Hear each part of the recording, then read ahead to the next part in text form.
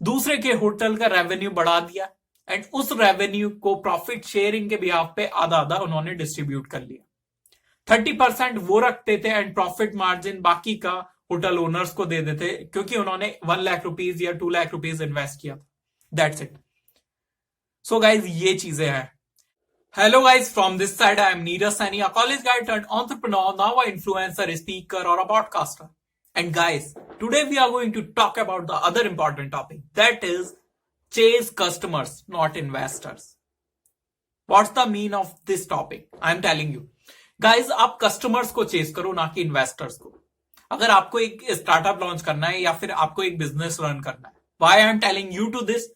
Cause guys, आज के time में ना काफी सारे लोग हैं जो कि एक स्टार्टअप आइडिया को लॉन्च करना चाहते हैं और एक बिजनेस को रन करना चाहते हैं, बट इन्वेस्टर्स के बिहाफ पे, आई मीन टू से कि वो ये चाहते हैं कि अगर हम इन्वेस्टर के सामने अपना आइडिया पिच करेंगे तो इन्वेस्टर हमें फंडिंग दे देंगे एंड जिसके बिहाफ पे हम अपना स्टार्टअप आइडिया मार्केट में लॉन्च कर देंगे एंड उसको हम प्रॉफिटेबल बना लेंगे। मैं ये नहीं कह रहा हूं ये सोचना गलत है, डेफिनेटली ठीक है, but guys the main thing is जितना टाइम आप अपने इन्वेस्टर्स से फंडिंग लेने में लगाओगे ना, अगर उतना ही टाइम आपने अपने कस्टमर के साथ वर्क कर लिया एंड गाइस अपने कस्टमर को ही इन्वेस्टर में कन्वर्ट कर लिया, तो गाइस आप ऑटोमेटिकली अपने बिजनेस को बड़ा कर जाओगे, अपने स्टार्टअप को बड़ा कर जाओगे, एक्सपेंड कर जाओगे एंड गाइस हो सकता है आपको इन्वेस्टर की जरूरत भी ना पड़े या फिर फंडिंग की जरूरत भी ना पड़े। That's it. तो गाइज ये होगा कैसे, इसके कुछ हम एग्जांपल्स आपको देंगे इस वीडियो में। एंड गाइज आज के टाइम में वो एक वेल नोन वेंचर है जिसका नेम है OYO rooms and second case study लेंगे हम अपने वेंचर से जो कि हमने लॉकडाउन पीरियड में अपना वेंचर किया था। That's it. So guys startup world में एक बात बोली जाती है, capital chases those who don't need the capital. I mean to say इसका मतलब क्या है, काफी सारे लोग समझ गए होंगे बट मैं आपको क्लियर करता हूं। इसका मतलब यह है कि कैपिटल भी आपके पास तभी आती है जब आपको उसकी रिक्वायरमेंट नहीं होती है। कैपिटल भी चेज उसे ही करती है जिसको नीड ही नहीं है। सुपोज करो आज हमने एक वेंचर को फ्रूटफुल बना दिया और कैपिटल हमारे पास खुद चल के आ रही है, आई मीन टू से लोग हमारे पास आ रहे हैं कि सर आप हमसे फंडिंग ले लीजिए प्लीज। एंड ये लिटरली किस केस में हुआ है, ये हुआ है रितेश अग्रवाल के केस में जो कि ओयो के फाउंडर हैं। सो गाइज बात करते हैं ओयो रूम्स की।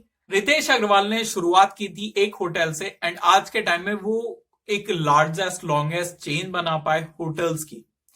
एंड गाइज वो आज के टाइम में $10 बिलियन का मार्केट वैल्यूएशन है उनके स्टार्टअप का। And guys the next thing is 2020 का जो उनका टर्नओवर है वो है 15,000 करोड़ का। एंड गाइस एक पॉइंट ऑफ टाइम पे रितेश अग्रवाल ने 50 से 60 इन्वेस्टर्स को अपने आइडिया को पिच किया था एंड उस पॉइंट ऑफ टाइम पे उन इन्वेस्टर्स में से किसी ने भी उन्हें फंड नहीं किया था, आई मीन टू से उन्हें फंडिंग नहीं मिली थी। एंड गाइस उसके बाद रितेश अग्रवाल ने एक होटल से शुरुआत की एंड गाइस उस पॉइंट ऑफ टाइम पे उस होटल की ऑक्यूपेंसी रेट था 19%। एंड गाइस उसके बाद रितेश अग्रवाल ने अपने स्टार्टअप आइडिया के बिहाफ पे उस होटल की ग्रोथ कितने परसेंट हो गई, आई मीन टू से ऑक्यूपेंसी रेट 19% था वो बढ़ के हो गया 90%, जिसके बिहाफ पे उस होटल का प्रॉफिट मार्जिन काफी हद तक बढ़ गया। एंड जिसे देख के बाकी होटल ओनर्स भी सरप्राइज थे एंड वो कनेक्ट करना चाहते थे रितेश अग्रवाल के स्टार्टअप आइडिया से। That's it. And guys Ritesh Agarwal ने उस पॉइंट ऑफ टाइम पे क्या किया, जो उनसे कनेक्ट करना चाहते थे रितेश अग्रवाल से, आई मीन टू से ओयो रूम से जो बाकी अदर होटल ओनर्स थे वो भी कनेक्ट करना चाह रहे थे, तब रितेश अग्रवाल ने उनसे क्या कहा कि आप फंड करो मुझे, आई मीन टू से आप 1 लाख रुपीज इन्वेस्ट करो, ठीक है, उसके बाद जो भी प्रॉफिट मार्जिन होगा उसका 30% आप मुझे दोगे।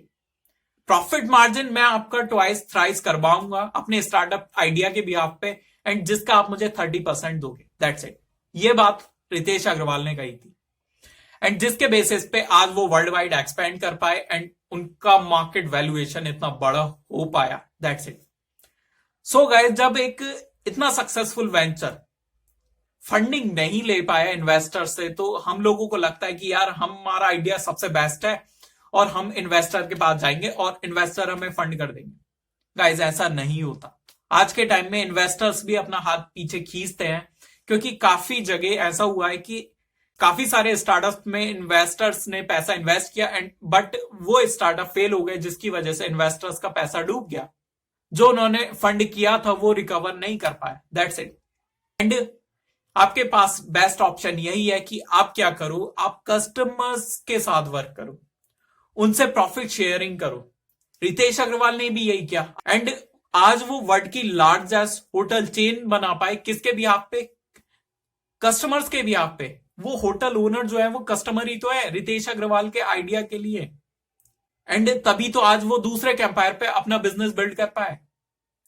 क्या उन्होंने इन्वेस्ट किया एक भी रुपया होटल्स को बनाने में? द आंसर इज नो, एक रुपया भी इन्वेस्ट नहीं किया। दूसरे के होटल का रेवेन्यू बढ़ा दिया एंड उस रेवेन्यू को प्रॉफिट शेयरिंग के बिहाफ पे आधा आधा उन्होंने डिस्ट्रीब्यूट कर लिया। 30% वो रखते थे एंड प्रॉफिट मार्जिन बाकी का होटल ओनर्स को दे देते, क्योंकि उन्होंने 1 लाख रुपीज या 2 लाख रुपीज इन्वेस्ट किया। That's it. सो गाइज ये चीजें हैं। एंड उसके बाद रितेश अग्रवाल ने कभी पीछे मुड़ के नहीं देखा। एंड उसके बाद जब उन्हें फंडिंग मिलने की बारी आई तो काफी सारे इन्वेस्टर्स एक साथ आए एंड वो फाइट कर रहे थे आपस में कि मैं फंड करूंगा, ओयो रूम्स को मैं फंड करूंगा, रितेश अग्रवाल को मैं करूंगा कि मैं करूंगा। ऐसे उनमें फाइट चलती है। सो गाइज ये चीज मैंने एक आर्टिकल से पढ़ी थी एंड गाइज सारी स्टडी मैंने वहीं से की। सो गाइज आप भी जाओ, आपको भी काफी सारी चीजें पता चलेंगी। And literally guys according to me ये चीज सही है। कॉज गाइज देखो, अगर आप कस्टमर का रेवेन्यू बढ़ाने में हेल्प करोगे, ठीक है, जो आपका कस्टमर है ना, अगर आप उसके साथ प्रॉफिट शेयरिंग कर लोगे तो आपको रिक्वायरमेंट ही नहीं रहेगी। क्योंकि जब आप उससे प्रॉफिट शेयरिंग की बात करोगे, कुछ प्रॉफिट मार्जिन आप अपने पास रखोगे, कुछ प्रॉफिट मार्जिन आप कस्टमर को दोगे, जो भी आपका लॉयल कस्टमर है या जो कस्टमर है, ठीक है। तो उस बेसिस पे होगा क्या, कस्टमर उस बिजनेस को, जो कि आपका स्टार्टअप आइडिया, उस बिजनेस को वो अपना मान के करेगा। That's it. सो गाइज इसी बेसिस पे आज के टाइम में जो वेल नोन स्टार्टअप्स है ना वो ग्रो कर रहे हैं। So guys according to me इससे बेस्ट ऑप्शन मुझे कुछ लगता नहीं है। एंड गाइज लिटरली आपको इन्वेस्टमेंट की रिक्वायरमेंट पड़ेगी नहीं, I mean to say funding की रिक्वायरमेंट भी नहीं पड़ेगी और ना ही इन्वेस्टर्स की पड़ने वाली है, अगर आपने अपने कस्टमर्स पे वर्क कर लिया तो।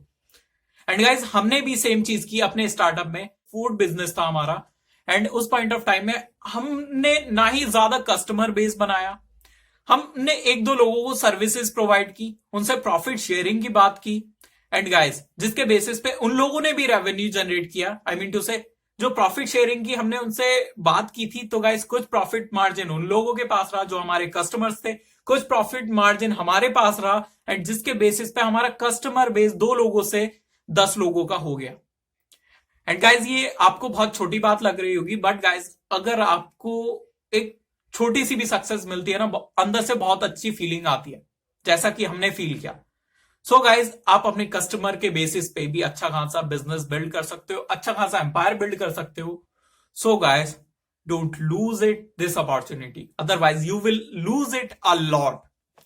So guys, focus on these things. I hope I make you understand in this whole video. So guys, with due to these words, this was Neeraj Saini signing off.